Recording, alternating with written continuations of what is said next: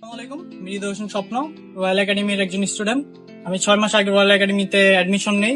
সেখান থেকে 3 মাসের একটি একাডেমিক কোর্স কমপ্লিট করার পর 3 মাস ফরেস্ট লঞ্চে তারা ইন্টার্নশিপের ব্যবস্থা করে দেয়।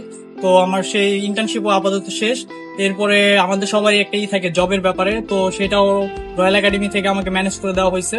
তো নেক্সট মান্থ থেকে অবশ্যই আমি শেফস টেবিলে জয়েন করবো, সেখানে আমার জব হয়েছে।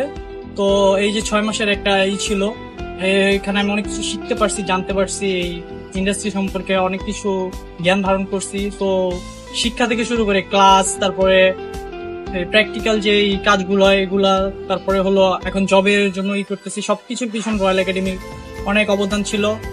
স্পেশালি সাদিক শেফের কথা বলবো, উনি অনেক হেল্প করছে। এর পাশাপাশি আপনারা যদি কেউ চান যে কুলিনারি সেক্টরে আর কি ফিউচার করতে বা বাইরে যাইতে বা দেশের থেকে কিছু করতে, অবশ্যই আপনারা চাইলে রয়্যাল একাডেমিতে আসতে পারেন, দেখতে পারেন ঘুরে।